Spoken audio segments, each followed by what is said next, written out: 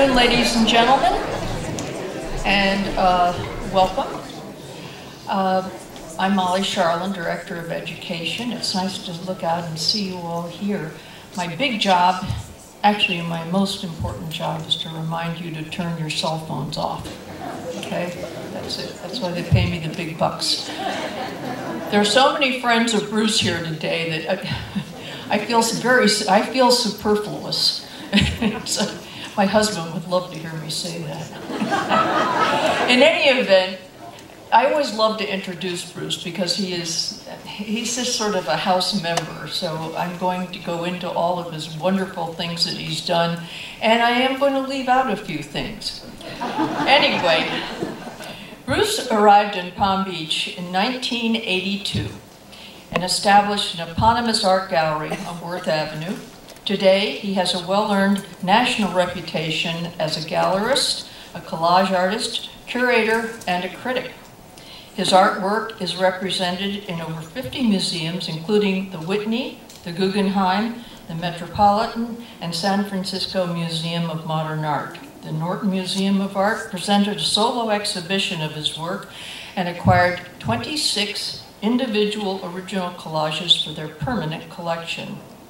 He has a master's in painting from the RISD, Rhode Island School of Design, you know that, where he later became the provost and vice president of academic affairs. A former commissioner for ARCOM in the town of Palm Beach, he's a member of the Florida Artists Hall of Fame, an honor he shares with Robert Rauschenberg and James Rosenquist, and writers Ernest Hemingway and Tennessee Williams. Last year, the Palm Beach Modern and Contemporary Fair presented him with an award for Lifetime Professional Achievement. You see, this is really long, and it's only half over. He has written extensively on creative people, interviewing artists Alex Katz, David Sall, and Shepard Fairey, authors Tom Wolfe and Anthony Hayden Guest, and photographer Harry Benson. Bruce's book, Bunnies, on the paintings of Hunt Slonim, was an incredibly charming program held here along with Hunt Slonim in person. Bruce was here in person too, of course. He's an avid collector of utilitarian objects, a preoccupation he developed with the encouragement of his great friend and fellow student, Dale Chihuly. It is appropriate that Bruce would write the consummate book on Chihuly's collections of objects, as he has the advantage of sharing personal insights into the celebrated glass artist's unique vision. Immediately following this lecture, Chihuly, an artist, collects and Bruce's award-winning book, Learning to See, which hasn't been available for a while, so this is really a coup to be able to get hold of copies of this. Anyway, they'll both be available for signing after this lecture. Thank you very much. I guess I'm on. Thank you.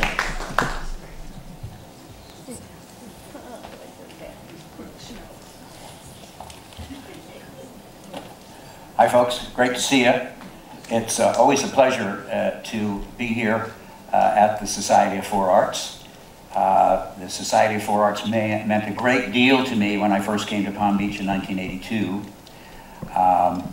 My only reservation when I decided to move to Florida, which I had never been to Florida, was am I going to find any culture? Am I going to find artists, journalists? And when I found one, I hung on to him for life. Michael Price was the first guy that I met, was one of the lead photographers for the Palm Beach Daily News, and through him I met journalists and other artists and established myself here. Of course, the first few years in starting an art gallery, you don't see many people. I worked 7 days a week.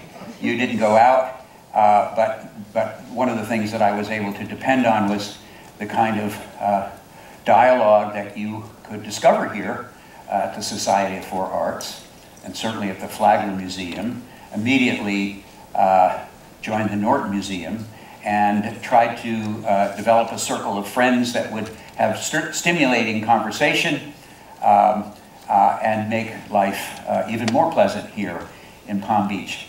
So I'm delighted to be here, and I welcome all of you to come out and the afternoon to hear about this talk.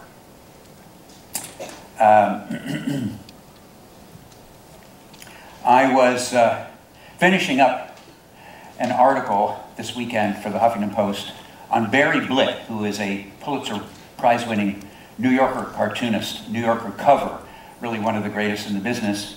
And this has nothing to do with the Chihuly essay whatsoever. It's just that we talked about the New Yorker, and we each tried to decide what was our favorite cartoon. And if you are a dedicated New Yorker reader, oftentimes you're going through all the cartoons first, and then you go back to the features. And one of my great friends was Ed Koren. He was a pal at Brown University across the street from Rhode Island School of Design. And if you know New Yorker cartoonists, he's the guy who kind of does the scratchy, hairy kind of figures, and they're sort of like animal humans, and they have a great sense of humor. And so his line drawings became very idiosyncratic.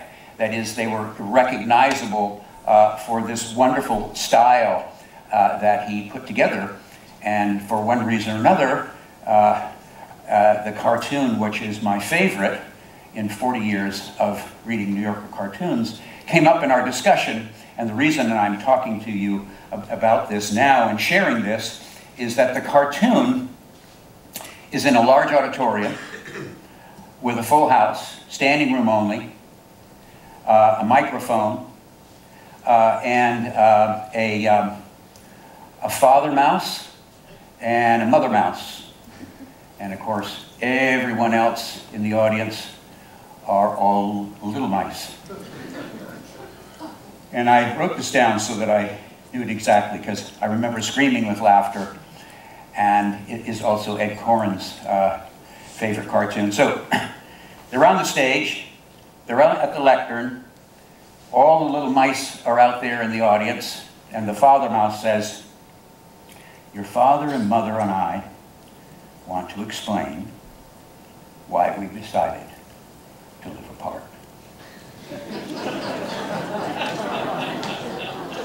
So there's 2,000 little mice out there going, oh, it's just the funniest thing. I mean, he's making an announcement. You know, you usually have your children over, and there's Johnny, Jill, and Win. You know, you say, yeah, here's the deal. But this great cartoon he's announcing to all these thousands of mice. He's saying, yeah, we're going our separate ways.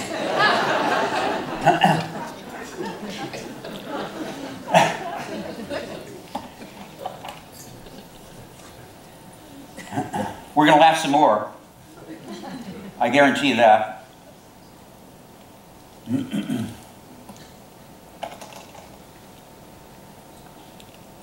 Incidentally, at the end of our talk, and this will be probably about 50 minutes, if you have questions that you want to hold for me, I'll be happy to answer them. If I can't, Paul Fisher probably can, and if he can't, Doug Anderson will probably be able to answer them as well. You know, it's interesting, and I'm going to run this first slide here back. Here we go.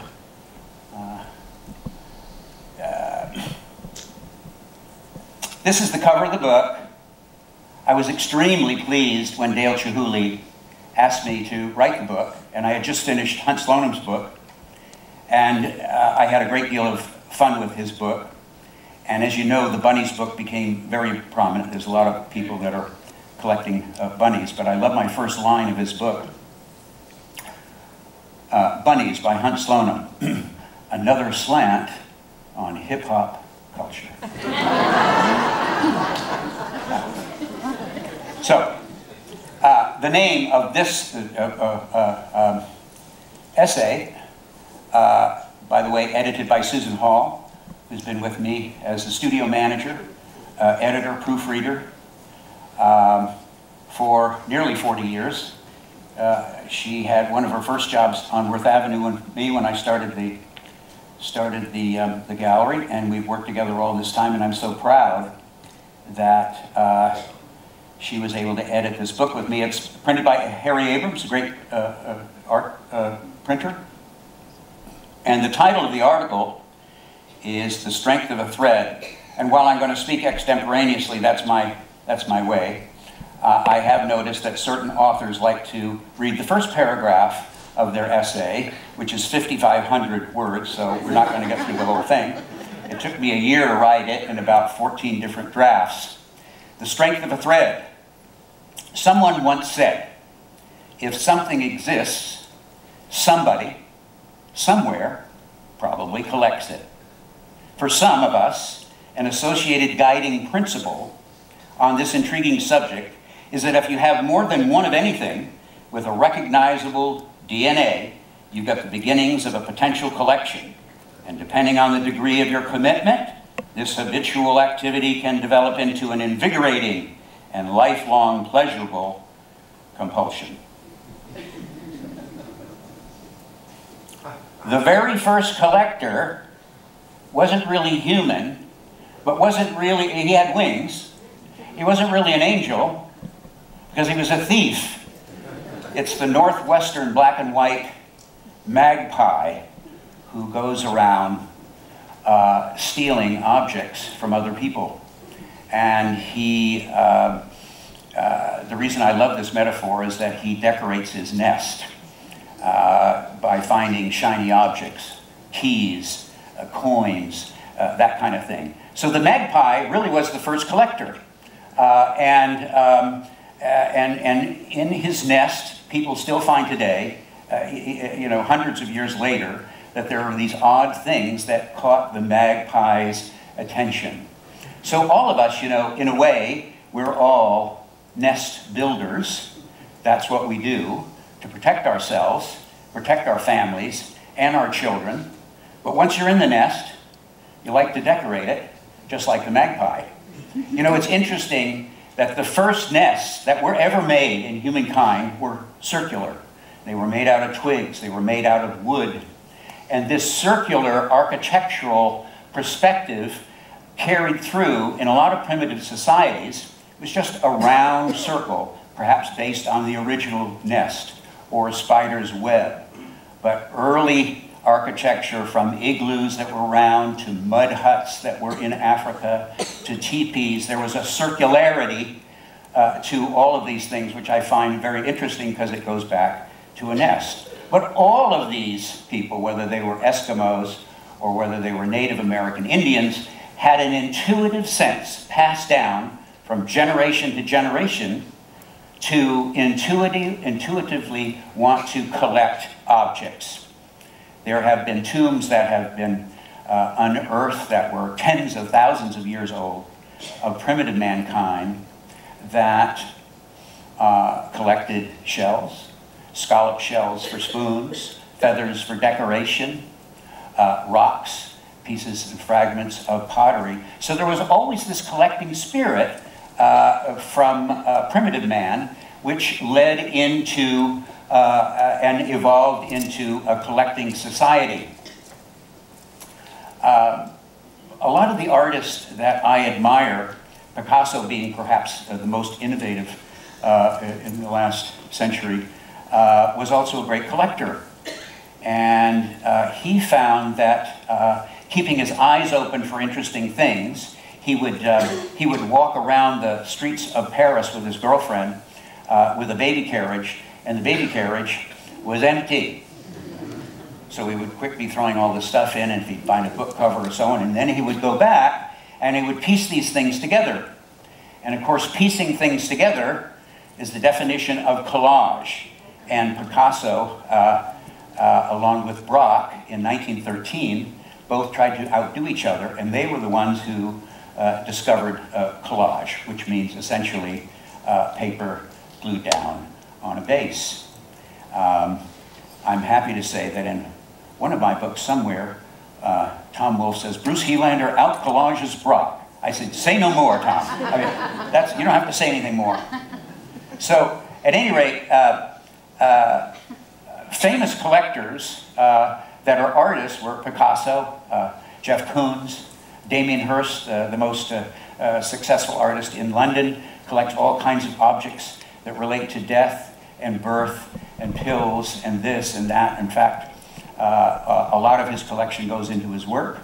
But Dale Chihuly, second only to Andy Warhol, is the greatest collector as an artist of objects in history. In fact, outdid Andy Warhol in his collecting. So this is a riveting book about a very unusual circumstance where you not only have an artist who completely, thank you, my darling. Thank you. Always taking care of me.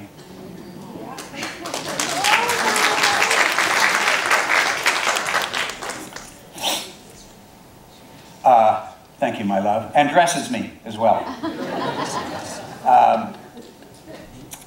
So, at any rate, the interesting thing about artists, and those artists that achieve a certain level of notoriety and fame and fortune, always have a different vision from everyone else. That's why Rauschenberg became famous.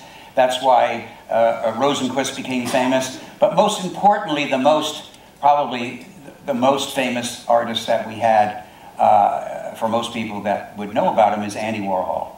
Andy Warhol came from similar circumstances as Dale, very poor family. Dale was born in 1941 in Seattle. Warhol, of course, was born in Pittsburgh. He didn't have a dime, but he did have a dream. And artists don't get anywhere without a dream and motivation and hard work. Andy worked 7.5 days a week.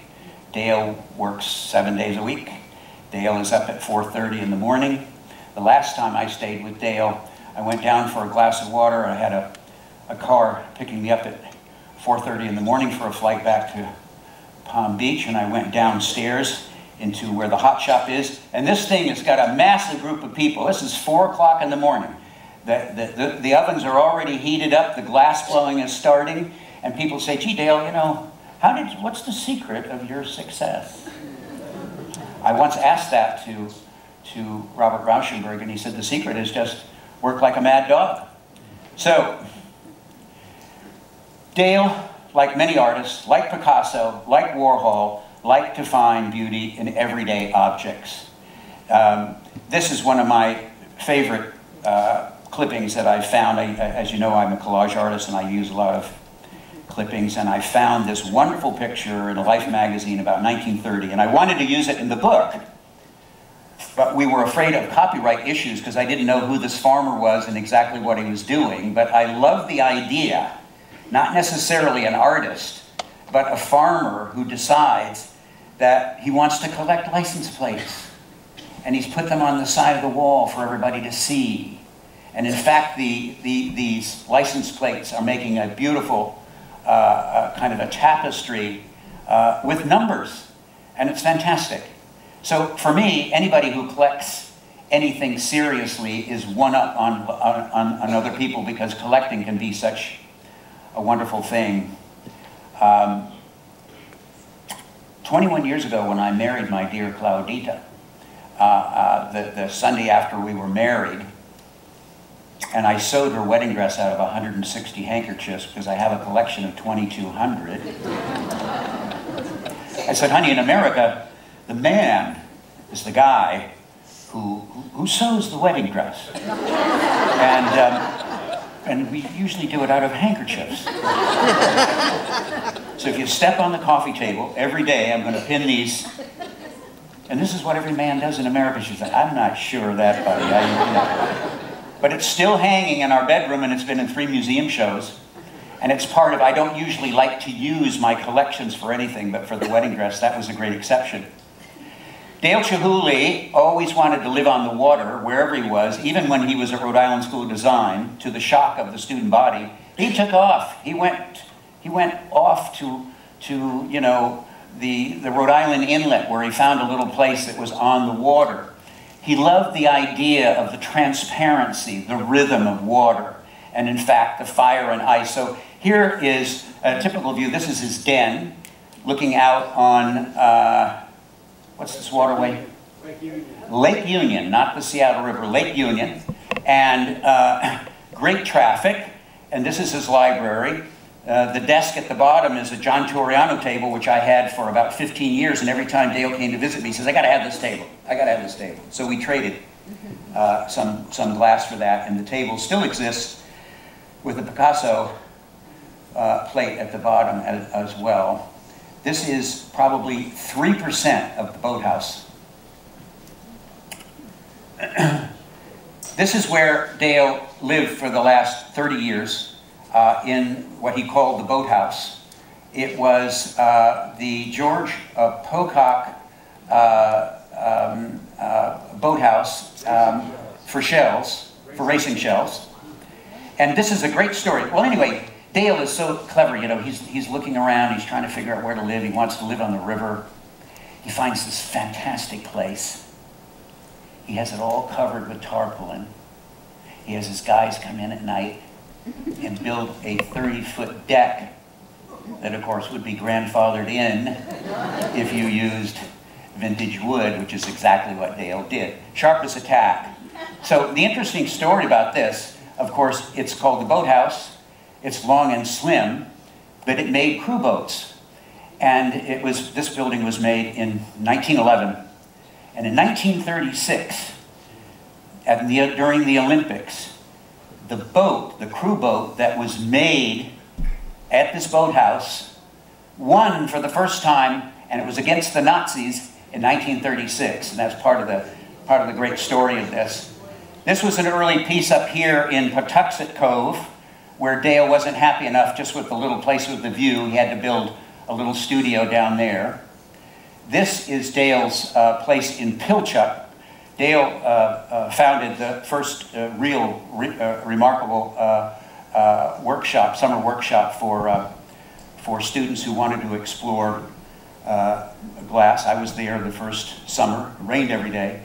But that's what Dale likes. He says, you know, there's a lot of famous writers, and you know where they go? They go where it rains all the time, so they got to be inside in there, because Dale would much rather work and blow glass than do anything else. So I happened to be an associate provost when he came to me for a faculty development grant, and I said, it's all yours, Dale. So that's how Pilchuck got started, with lots of other support. These are other buildings that Dale owns. He has several buildings also in Tacoma. Here's a picture of Dale that I found by accident. This was in my college yearbook.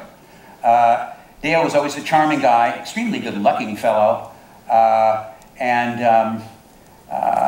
lost his eye about 7 years later in an accident with his friend Seaver Leslie in London. He was born in 1941. His father died in the war. His brother died soon after.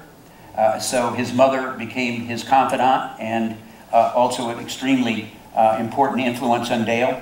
She would gather things. She would gather plants and objects in little pots and stuff like that, salt and pepper shakers. And all of this Dale was absorbing, just like the young Andy Warhol, who was stuck in Pittsburgh. But you could always put a postage stamp and write to all these famous movie stars. He couldn't stand it. He loved it. And so that was sort of how he started collecting the notion of notoriety and stardom. So when he got to New York, the first thing he did was he wanted to paint pictures of movie stars. And in many ways, Dale was fascinated with that same kind of aesthetic. When he was a kid, he collected, like many of us, matchbooks. I still collect matchbooks. In fact, I did a Nicole Miller tie, a gloaming warming tie that was of a penguin on an ice cube that had a fan to try to cool him off. It was just great. But I got it from the stamp, or from the matchbook that said, "Come on in, it's cool inside." So they were pitching air conditioning for that's what's so fascinating for matchbooks. These are matchbooks that are most of his collection. They are placed on a table that's 120 feet long. It's the longest contiguous table in America. Was it Douglas fir or something like that? And as I understand it, now Dale would call. He says, "I want a table that goes all the way down. There's 100 Eames chairs. He has seating for 100 people for dinner." And in this case, he just thought it was fun to put this out. But he had to take off a whole wall to get this in. And heaven knows, if this is a 120-foot piece of wood, how it ever goes. It goes down in a kind of a caravan, I guess, down the road or something, right? It's like moving a house. You have to block off the space Yeah. and take down power Yeah. lines. take down the power lines and get the table in. This is a picture of Dale and I in one of our favorite places in Tacoma. The Palm Beach Daily News commissioned Michael Price to come out and follow a day in the life of Dale Chihuly and Bruce Helander as we collected. So there's Dale in one of his famous, he only wore vintage gabardine shirts. That was it, essentially, only. And he'd have people look. He liked the style of gabardine. He was a stylish kind of guy. And one of his closets that I didn't get a chance to show here, but I took the last time I was there, is his gabardine shirts from white to orange to this, to 60 or so. And then occasionally he has things made, but he was really a gabardine guy. And I'm there, I guess, in a Nicole Miller shirt that I designed. At any rate, we love to go into secondhand stores. Artists like to be surprised. Artists like to be visually stimulated. And certainly in a place like this, we were at this time looking at photographs. Dale also has a very big collection of photographs. And in fact, I think this was a show that Edward Curtis, as a matter of fact, is his biggest collector, and that was the big show at the Flagler Museum last year. Here's a picture of my last interview with Dale. Right next to his studio is one of the most popular seafood restaurants, and that's saying something for Seattle. And the only liability of going right next door and convenient is that Dale is surely the most recognizable favorite son in Seattle, more than Bill Gates, I would imagine. And so when he goes into a public place, it's not always that much fun for him. He has lunch every day in a very exclusive Italian restaurant. He has his own room. It's all Chihuly books. And the third time I went there, I said, you know what? This is just for Dale. And he likes it that way. And the restaurant loves that he goes there. Just a great guy, full of charisma, full of hard work, and still rises every day by 4:30 in the morning. The early bird gets the worm, I guess is what they... Anyway, here's a shot. Many of these shots I took, because one of the problems that we had after we took all these photographs was that you know, Dale, like lots of famous artists, has been sued many times for copyright or whatever, that they were afraid that some of these great Bakelite radios, that you could see a brand that there might be a copyright issue. So I thought that was pretty silly, but I took the photographs anyway. Dale has about 1,000 radios. I had about 30 or 40 for a time. I asked Dale once, I said, Dale, you know, I got 30 or 40 radios, I never even plugged them in. Do you ever plug them in? He said, no, I never plugged them in. Never thought about that. I mean, but they weren't radios. You know, if you want to listen to music, you get the best sound system money can buy. These is the best sound system that you don't really want to hear. And in fact, I'm sure some of them did work. It might be kind of funny. But I like a great sound system. But I like looking at these because it's a celebration of American creativity and the idea that in the 30s and the 40s, people were trying to outdo themselves designing these wonderful utilitarian objects.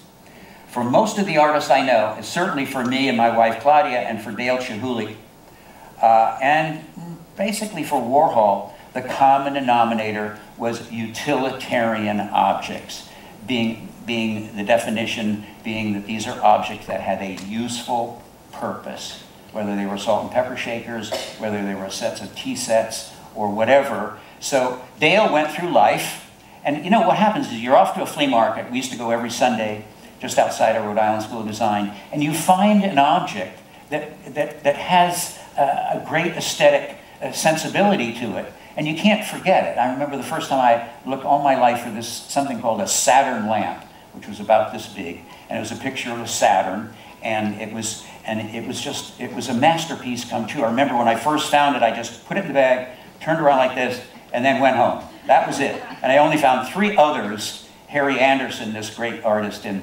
Philadelphia, owns about 10 of these, and Dale owns several. But that was our favorite thing. It was the idea that you could have fun without spending any money, and when you did, it was at a flea market. So all of these radios that we bought, these were $5, $10, $30. If you go to Melrose Avenue and you see a radio like this, you're talking about $6,000 or $7,000 now. We didn't know any better. To walk into Dale's boathouse studio, he's now moved out, he has another private house, is probably one of the most extraordinary visual experiences ever. Because Dale, more than any artist ever known, has the consummate, perfect eye. Absolutely perfect.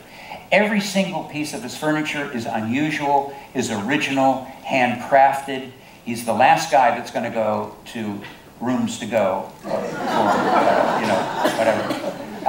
These look like English club chairs, which are my favorite, but in research I found they were Parisian club chairs.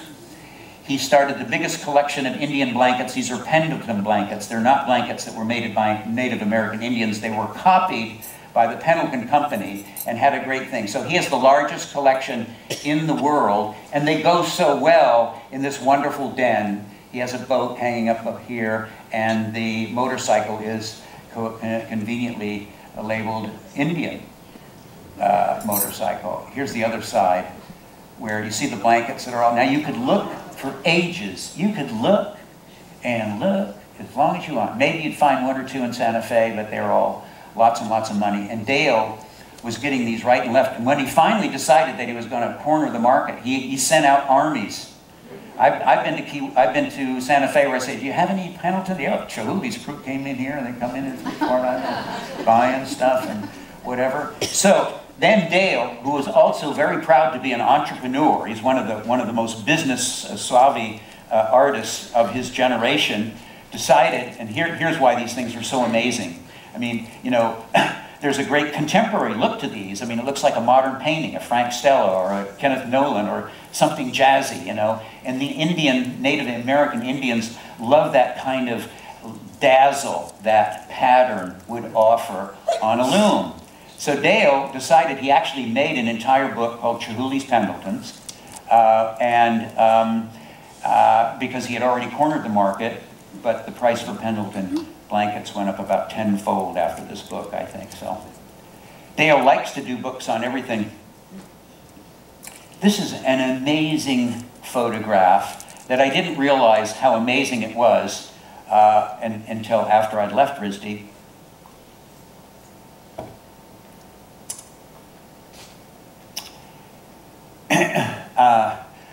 I got to RISD in 1969, and I met Dale about a month later. He was in the RISD snack bar, and he was with 5 or 6 other people, and they all had on Hawaiian shirts, or some of the ugliest shirts I have ever seen in my life. I mean, I was a kid from Minnesota. I'm a preacher's kid. I grew up in a parsonage. I said, there's a guy who's not wearing white socks. Right over there. So I had no idea of this sort of nutty, artistic aesthetic of wearing a great Hawaiian shirt or a bowling shirt. That was another amazing thing, something that said Wayne Newton on the back, or whatever. So we started collecting, but a great influence, and here is Dale and our mutual friend Nicole Miller, who graduated from RISD, a tremendous influence on everyone at RISD, from David Byrne to Martin Mull to Jenny Holz or whatever, is Richard Merkin, the late great writer for Vanity Fair and the senior professor at RISD, and me with my suspender collection there. At any rate, trying to think of his name. Daniel was the director of the museum. Daniel Robbins, who went on to become the director of the Fogg Museum at Harvard, knew one of the most important collectors in America, Dominique de Menil, who asked Andy Warhol if he would come to Rhode Island School of Design and literally raid the icebox. Rhode Island School of Design was established in 1877. It's the oldest, probably the most prestigious art institution in history, but many of those objects came in when the museum and the school was founded. So they invited Andy to come up and get a show out of what was in the icebox of Rhode Island School of Design, which was their storage. So when he would come over and he would say, okay, so we're going to take that one. And they said, well, which which pair, Mr. Warhol? He says, we're taking the whole thing. We're taking the whole thing. And people started to realize he's taken all the things out of cases as if they were collections, because that's the aesthetic that Warhol had. And when you think about it, you know, Andy Warhol, everything he did in multiples, whether it was Marilyn Monroe, whether it was the electric chair, whether it was a fright rig, whether it was a shadow, always in multiples. So he loved the idea of the collective DNA. So in this photograph, you could see that, and especially because he came back 5 times, it was an enormous influence on me and Dale Chihuly, who walked through the show several times, and we just could not believe what we were seeing. There's Andy, young Andy, actually talking to someone. When he first started out, my friend Ivan Karp, who was Leo Castelli's partner, before he started OK Harris, when Andy would come to do a lecture, they'd say, hello, Mr. Warhol, how are you? And Ivan Karp would say, oh, he's fine, he's good. And now what do you think about this? I mean, would you do that? And he says, you know, no, I'm not really sure if I would do that. And of course, it was all kind of an act for Andy Warhol to make himself bigger in life, which he was. Chalkware dates back more than 100 years. It was made by carnivals. So if you throw the ball in the ring and cost you $3, if you were lucky, you'd get a prize. And the prize was generally worthless because the carnies would make these for 10 cents a piece and then they would spray them and so on. For me, this is it. This is the end of the world right here, folks, because they're so charming. My wife and I have been collecting them for 21 years, but compared to Dale, he has thousands and thousands and thousands. And maybe once or twice a year, Claudia and I will find one work, and it almost doesn't matter what it costs because we jump on it. And the reason we like these is they're a pre-pop art. They were done in an elegant, primitive way. They have a sense of patina. They're worn down a little bit. They're bright colors. They're charming. I mean, what's there not to like? So Dale has these on hundreds of shelves, and he likes to look at them. He doesn't have these to sell. Dale's never sold anything in his life, except for a lot of glass. You know, 6 million a month, probably, about. Like Dale, this is the only photograph that is not part of it. This is a shot of our house and the one coffee table who has these wonderful carnival objects that really, and I think Claudia and I, we may own, without exaggeration, certainly 5,000 objects. And this still is among our favorite. Dale loves style. It doesn't matter what it is, but again, the common denominator here is that these were utilitarian. So we spent a summer going around taking photographs just to collect the photographs of these sweet little trailers. You know, it's just so charming and so romantic that, you know, you're going off to the woods in one of these things, Jetstream, or, you know, this beautiful design. And so Dale thought for a while of maybe making a museum and showing all these little trailers, but it didn't work out. So he had a craftsman take his favorite trailers and make them miniature, and he made birdhouses out of them. So out on his dock, and there you see the bridge, are all of these trailers that he loved. But if you look carefully, once in a while there's a little bird coming out. You see a little bird. Dale has a great poster collection, thousands of posters. This one probably is the most appropriate to his life. I gave it to him about 25 years ago. They were deacquisitioning things from the RISD library. I mean, I just happened to be walking down and they were saying, well, these are these big, you know, bulky WPA posters that we used to use for lectures, but now they're all on film. So we wanted, do you want them? I said, yeah, I took 10 of them. And when I looked at this, not only are Indian baskets a great influence to Dale, but it was a beautiful poster. And it's in 1939, it was just perfect. Indian baskets, which is what Dale became famous over that. The one other thing, coincidentally, that my wife and I collect are children's stoves from the 1920s and the 1930s. Why? Who knows why? I'll tell you. Why would anyone collect children's stoves? And you know, all of these, like the radios, have a little wire, a little electric wire, that somehow they allowed children to buy these stoves, and you plug in the wire and boil your water for this 3-year-old kid. So in these cases, actually, when Claudia and I are lucky enough to find something like this, we actually just cut the wire in the back because we have no reason. We like these because they're utilitarian, they're charming, they remind you of your childhood, they're incredibly handsome in terms of utilitarian objects. Dale, in his studio, in his house, everywhere, all of the stoves and the refrigerators, everything in his house, everything is always vintage, always 1930s. He was that way from the very beginning. He always loved vintage refrigerators and stoves. It's kind of funny. Here are more of those chalk figures. Here's his dad. Here's his son, Jackson, who's now about 18, or he's got a driver's license now. Can you imagine that?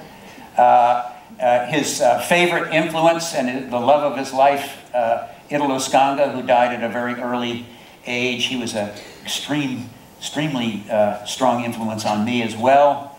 He was born in Calabria. He had this great, in Italy, where he had this great sensibility of gathering things. And he would go to the flea markets with us, and he would pick out religious objects and things, and then he would make a big composition out of that. Dale loves to have his memories in front of him in his studio, but he, like many artists, his eyes are constantly moving, and the idea that he can enjoy these collections and have them on display is just a really, you know, a wonderful advantage. Warhol collected almost every day, certainly every weekend, but he loved the idea of foraging about for these things. He oftentimes never opened the bag. Never did. Even after he died, the bag was still closed. I think they're still opening. When Andy Warhol died at the age of 58, which was a tragedy, he went into a hospital for a gallbladder operation and didn't make it out. Sotheby's took over all the objects for the Andy Warhol Foundation. 10,000 lots. 10 days, $50 million later. And that's what started the Andy Warhol Foundation. And Andy would be collecting still today. He loved it so much. He felt it was just as important to him as painting.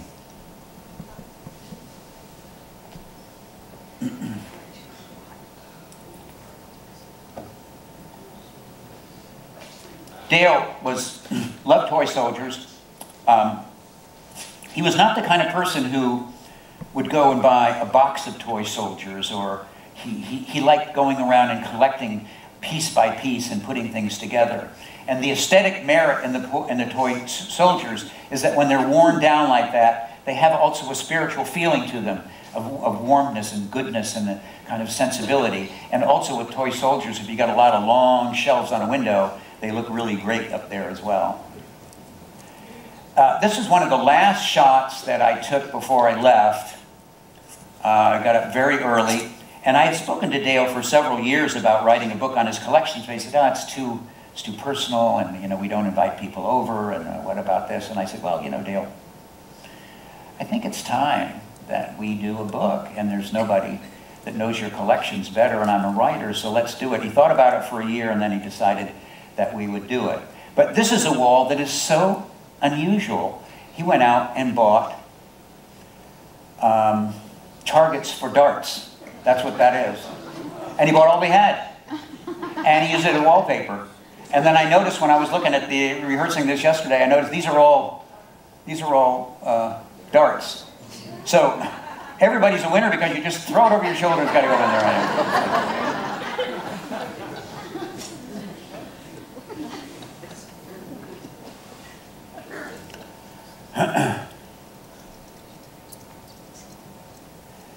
Another of my favorite, I only have one of these.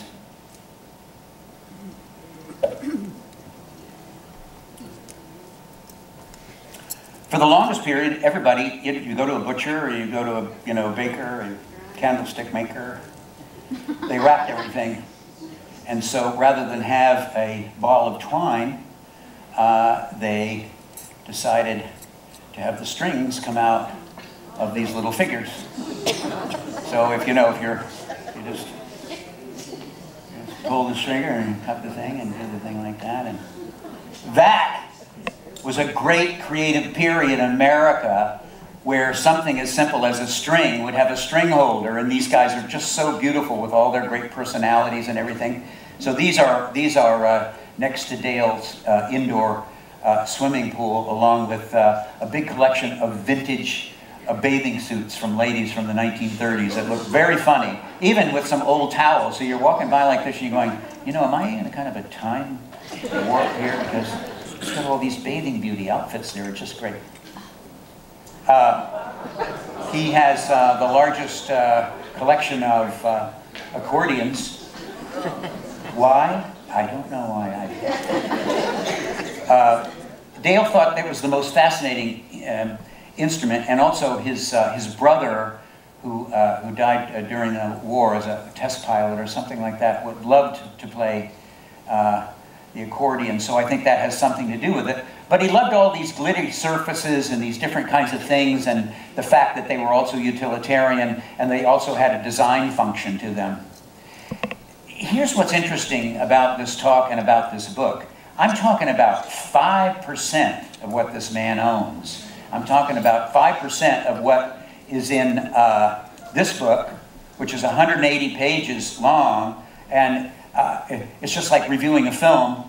You know, you can't give all the details, and I don't want to give you the end of the story because you got to read it for yourself.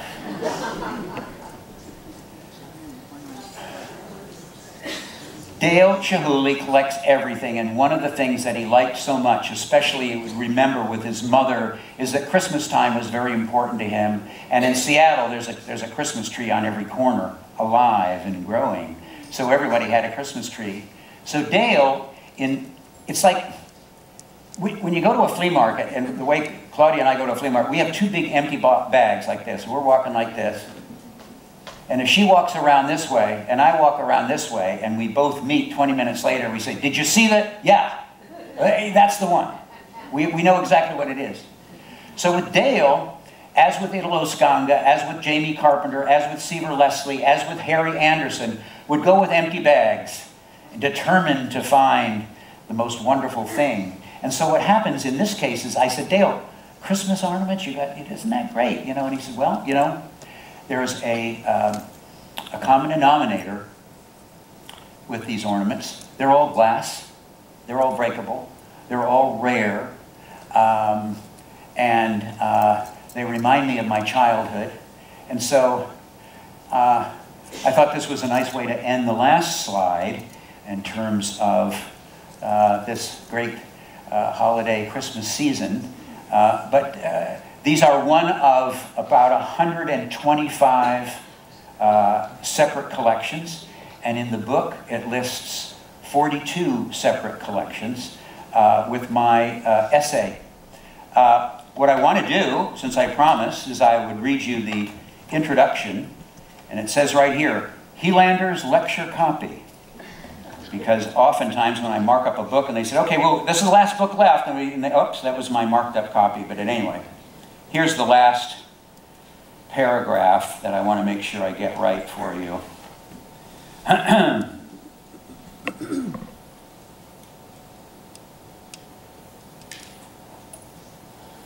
If we look to our past for inspiration and the comparisons to this artist's splendid obsession and ongoing commitment to his mission, we uncover an ancient, avid tradition that seems to be embedded in our collective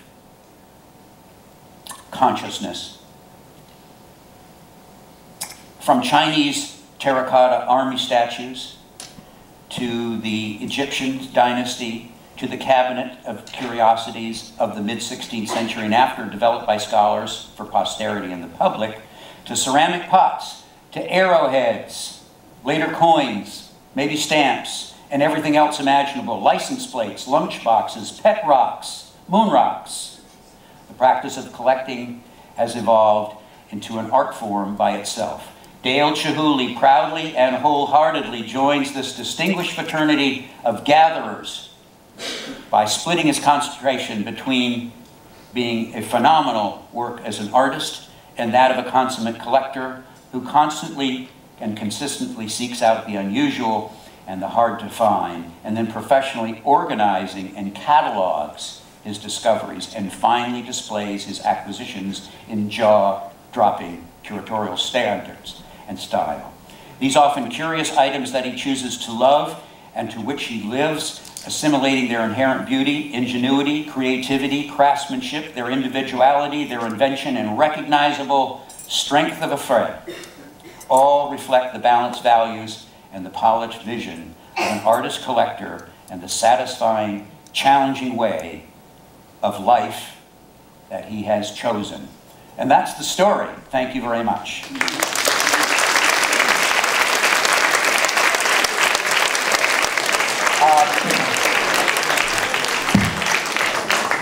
I wish I had the opportunity to show you everything in the book, but that's what the book signing is all about. If you have any questions that you want clarified, I'll try to do my best. Any questions? It always starts off slowly. Okay. I'll be right there. How is he doing now? How is his health? Well, Dale is, I wouldn't say it's precarious, but, you know, Dale now needs to walk with someone. He needs to hold his arm. He's had, you know, many accidents in his life that has not helped his health at all. The first one was this horrible accident in England where he lost his sight and he came just within a millimeter of losing his other eye. He was injured body surfing, and then, I don't know, wasn't there another something else that came along? But anyway, all of these things connected to a man who works 7 days a week and travels, you know, half the time of his life, has slowed him down a great deal. But the last time I was with him, you know, he's still up at 4:30 in the morning. Somebody picks him up every Sunday. He's there working, but slowing down. I think the most unfair thing was this lousy New York Times article that was just horrendous, you know, and you say, the guy's done so much good, you know. I love seeing Beth DeWitty on Saturday's art section, the whole page. I said, boy, isn't it this just a fabulous, positive thing? But the New York Times title, which really pissed me off, it said, you know, Chihuly, who's making Chihuly, or something like that. You know, when Dale went to Venice, he found that glassblowing was a collaborative effort. There's a gaffer, there's a person here, there's a person who's this, that's 1,000 years of making glass. It can't be done on its own. But then you get, you know, the higher you get up, there's people wanting to pick you off, you know. Frank Lloyd Wright did not lay one single brick into the Guggenheim. Is it his building? I wonder. Roy Lichtenstein and doing all these murals, you know, he laid it out, but he had people helping him. There's nothing wrong with collaborative efforts, especially in glass. And I think that at Dale, who's now, I think about 76, he still can't believe it that people don't understand that glass blowing is, oh, Dale, he doesn't touch his work. He doesn't need to touch his work. You know, when you have somebody who's the orchestra director of Carnegie Hall, he has a large group of people all playing instruments, all well-tuned, great craftsmen, and believe me, that conductor knows if you're off half a beat, if the violinist isn't doing exactly what they're doing.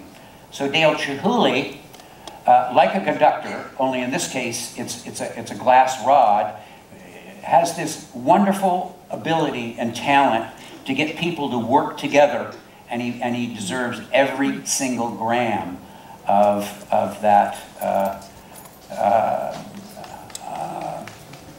accolade. Yes? I'll just shout it out.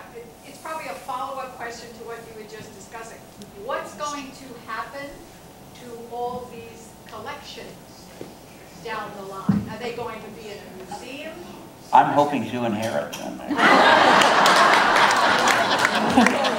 I think you've done really well, and you are certainly one of a kind. Now go sign books. All right, I'm going to do that. To answer your question, I was at the Smithsonian talking with some of the directors there, and I actually planted the idea. I said, here's this book, and wouldn't it be fabulous if the Smithsonian takes this over? I mean, it'd be an absolute crime if all these go on eBay or something. I think that they should go to a museum, not a Chihuly museum, but they belong to the Smithsonian, and I'm also pitching it to the Rhode Island School of Design Museum that they, first Dale has to agree, I mean, to take all of the stuff out of there. Yes? One quick question, where's the best place to find, like, all of these items? Well, Flea market, what do you recommend? we used to go to the Lake Worth Drive-In. We used to go under 95 on exit 10. We occasionally will go to the Green Market, Flea Market, but there's not much there. Any second-hand store, anywhere, always there's one, you know, there's one little thing there waiting for you with your name on it. Second-hand stores are the best because if people are giving up stuff, they don't know what the value is, they don't really care, and if you're the first one there, you get this great thing and it makes your day. Thank you.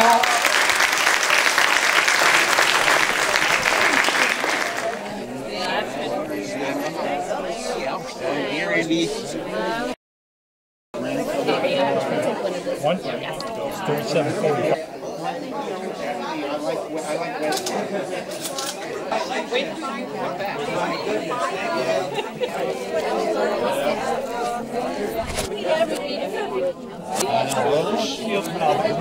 To make a nice Christmas present, and he's hard to buy for because he loves all of these old things. He can't go to the mall. Well, we're lucky to see you again. Yes, thank you for having me. I Oh, it's really my appreciate pleasure. it, and we'll catch up. Thank you so much. Take care, Bruce. My It was a great pleasure. talk. Bruce, that was a great lecture. You Thank were a lot of you. fun to listen to. My pleasure. It was fun. Okay. I would be very proud to work with you on that idea. Yep. Yes, sir. Take one of these. One? Congratulations, darling.